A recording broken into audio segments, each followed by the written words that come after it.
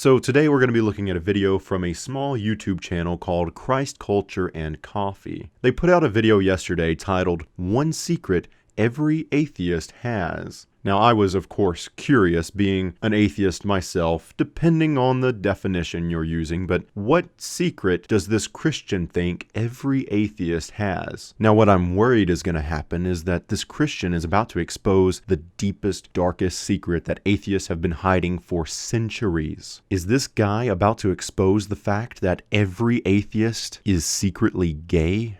Man, this is big stuff right here. Hey guys, I'm Robby here with Christ Culture and Coffee, and today we're going to talk about the one secret that atheists don't want you to know. Robby, you can't be exposing us like that. This is the one secret we've got. That's why we don't want people to know about it. It's called a secret. We agreed that we would let you in the atheist secret society if you would just keep one secret that we don't want anyone else to know about. And now look at you. Look at what you've gone and done.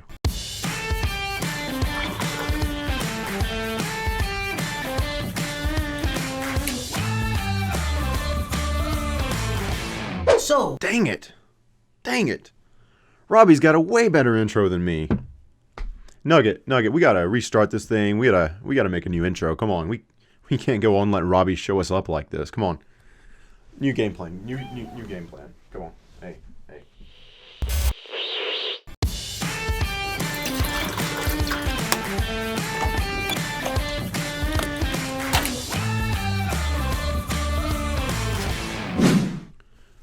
All right, Nugget, we got the new intro? Cool. All right. So, when it comes to secrets that people have, there's one that atheists don't want you to know about. Every atheist, Robby, every atheist has this same secret. How could you possibly know that? I mean, I'm an atheist and I don't know what every atheist's secret is. Except, of course, for Faithless Southerner. He's secretly a Christian, but I mean, everybody knows that. Have you ever been talking with an atheist and they come across as super confident and very knowledgeable about their position? Robby brings up a good point here. Most atheists are very knowledgeable about their position. If you ask them why they're an atheist or, why they don't think that a God exists, they can tell you, whether they're right or wrong, they can defend their position very well. Because an atheist, unlike a Christian or a religious person, an atheist probably wasn't born into an atheist family or an atheist culture. Whereas a Christian or someone of really any religion, more often than not, they're in the religion that they were born into. Most Christians were born into a Christian family and in a Christian culture. So they never really had to, they didn't decide to be a Christian. They were more conditioned to be a Christian. So if you ask a Christian, if you ask almost any Christian why they're a Christian or why Christianity is true, they don't really know what to tell you. That's not something they ever had to think about. They perhaps have never actually thought about it until the moment that you asked them. And that's not just Christians, that's Muslims, Hindus, almost any member of any religion. But for atheists, and I'm not trying to pat atheists on the back or anything, I have plenty of issues with atheists that I could talk about, but I just say that just to clarify that I'm not, I'm not tipping my fedora, I'm not stroking my neck beard. But really, with atheists, more often than not, they were not born into an atheist household. They weren't born into an atheist culture. They actually became atheists because they started looking into religion. They started thinking for themselves, thinking critically, skeptically, started learning about science or history or whatever. They have a position that they get to through research, through studying. So if you ask them about it, if you ask them about their position, they can tell you about it. So, at least 9 times out of 10, an atheist knows more about their position than a religious person.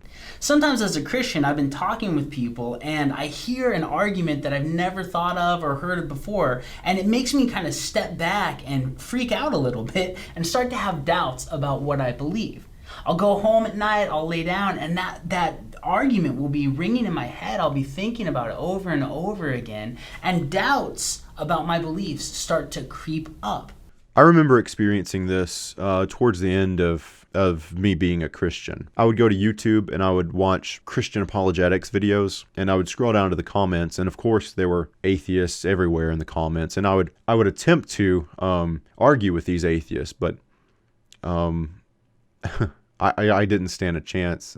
Everything I said, they already had a rebuttal to, and every rebuttal, every argument they made was something new to me. It was something I'd never heard before, because in church and in Christian families and in Christian pop culture, they tell you that atheists are bitter and bad people who say that they believe there is no God, but deep down in their hearts, they know that there's a God, but they just hate him.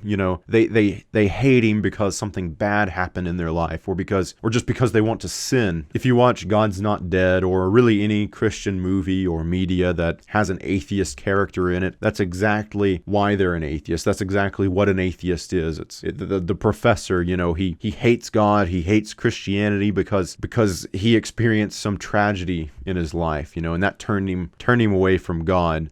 And so most Christians, especially like in the Bible Belt, they've never actually met an atheist, or at least they don't know that they have. So what they see in God's Not Dead, and what they see on these Christian Facebook memes, and what they hear their preacher say, and what they heard their parents say, that's all that they know about atheism. That's what they think an atheist is. That's why they think atheists are atheists. They've never met an atheist. They've never heard an atheist explain why they're an atheist. So when a Christian like me, or like Robby here was talking about, when a Christian finally meets an atheist, if they ask that atheist why they're an atheist or why they're not a Christian, the atheist, it's not going to be that straw man that Christian grew up, hearing about in church or seeing on Facebook, in Christian Facebook memes, or they're not going to be the professor from God's Not Dead. They're not going to say, "Arg, I'm an atheist because I hate God." They're probably going to give a pretty good reason as to why they're an atheist, or as to why they're not a Christian. And to a Christian who's never actually met an atheist, never actually heard an accurate description of an atheist, they're going to be challenged. They're going to be shook. And I know why Christians don't want to actually address the arguments that atheists or just non-Christians actually have against Christianity. It's because they're tough arguments. I was on the other side. I was trying to address those arguments, and I would tend to think that there's not a response to a lot of the arguments against Christianity, but I still think if Christians at least somehow tackled them, it would be better, or at least were aware of those arguments, they would be better off than trying to shelter Christians from seeing those arguments, from seeing what a real atheist is. Because I think that when a Christian finally does meet an atheist and hear what they have to say, that could be the breaking point for a lot of Christians if they aren't prepared to hear those things. Sometimes we think that as Christians, we're the only ones that experience this. We're the only ones that struggle with doubts and being unsure at times. This is completely false. All human beings doubt, including atheists. And this is the one secret that they don't want you to know. They have doubts about their atheism. Well, that was anticlimactic. I expected a bigger secret.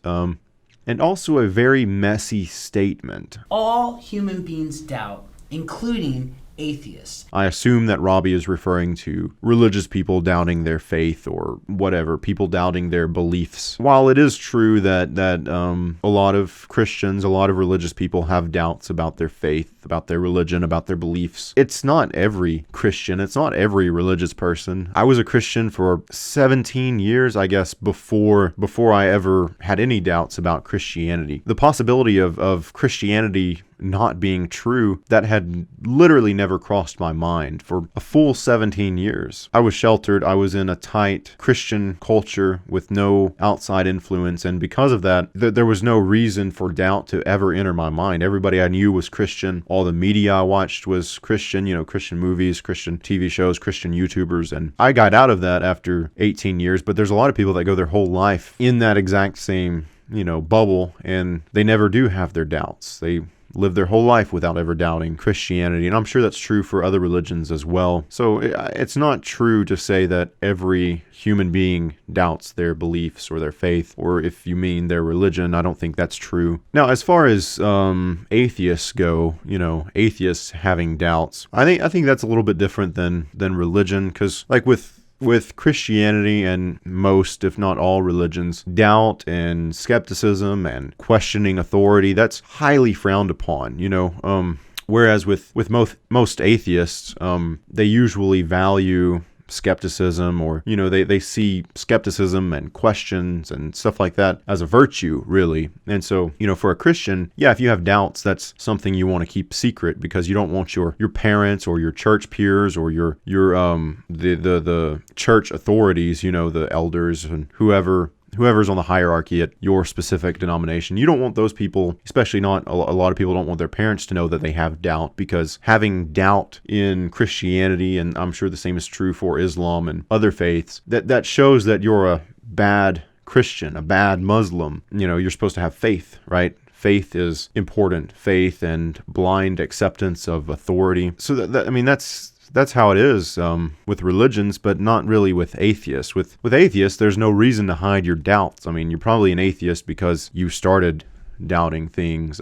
There are some atheists who will tell you that they 100% believe that there is no God, but atheists who aren't 100% sure, which from my experience, I think that's most atheists, and they have no problem letting people know that. So it's not really a secret if someone has doubt in atheism, or however you want to put that. It's not a secret that atheists keep. I feel like Robby doesn't interact with atheists, or he's not very familiar with atheists, because this is just very bizarre. And this is the one secret that they don't want you to know.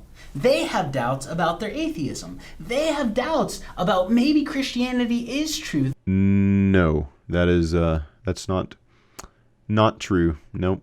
They have doubts about their atheism. They have doubts about maybe Christianity is true. They go home at night, lie down on their pillow, and think, man, maybe there is a God that's going to be there after I die. Wow, that's a bunch of bold and baseless assertions there, Robby. How can you possibly think that you know these things? Now, I'm sure that some atheists think these things and have these doubts or whatever, but it's definitely not true that every atheist does. Now, I'm not someone who claims to believe that there is no God, but, I'm an atheist according to most people's definition. I don't believe that there is a God. I don't believe that there's not a God. I believe that, I don't know.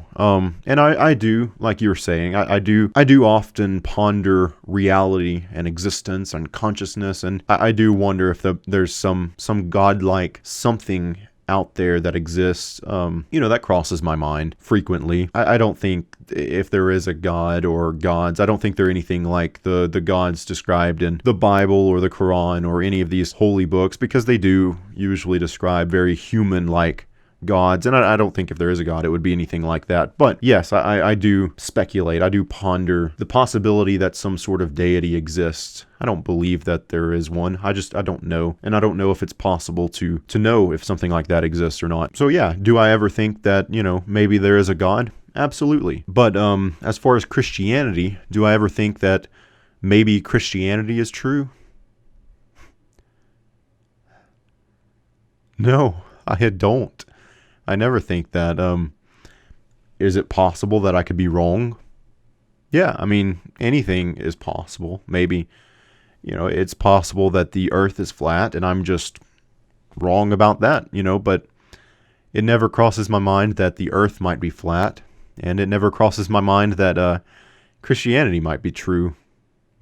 And I'm sure that's the same for plenty of other atheists too. I'm sure there probably are some atheists that, maybe it crosses their mind that they could be wrong about Christianity, but it's not every atheist. And it's also not every atheist that thinks maybe there is a God. That's probably just me and the weed talking. But either way, you are absolutely wrong, Robby. You are absolutely wrong. C.S. Lewis, who was a former atheist, said this: "Now that I'm a Christian, I do have moods in which the whole thing seems improbable. But when I was an atheist, I had moods in which Christianity looked terribly probable." Do you see what he is saying? He's saying, sometimes as a Christian, I have a mood where I doubt. But as an atheist, I had moods where I doubt. There are a lot of things which sometimes seem possible or even highly probable. I know two of my favorite writers and speakers are Carl Sagan and Alan Watts, and they were both pantheists. I read their books and I listen to their lectures a lot on YouTube. Sometimes I lean heavily towards pantheism, even though I'm an agnostic atheist. So yeah, I speculate the possibility and probability of a lot of different things. Christianity is not one of those things at all. No. Human beings doubt. To doubt is to be human, and it happens to all of us. I don't know if I would say to doubt is to be human.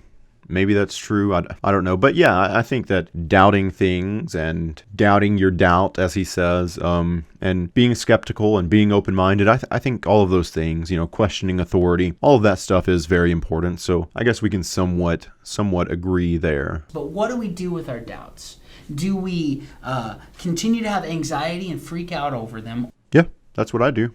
Or do we go and begin to doubt our doubts? Do we go investigate and find evidence for what we think and believe? Evidence can be a doubt killer. Atheists have doubts just as much as Christians do. So when you're talking with somebody, try to give them some evidence. Try to give them something that'll roll around in their mind that night while they're lying on their pillow. Because we want to lead people to truth, not just with persuasive speech, but with good evidence and good reason. Wait.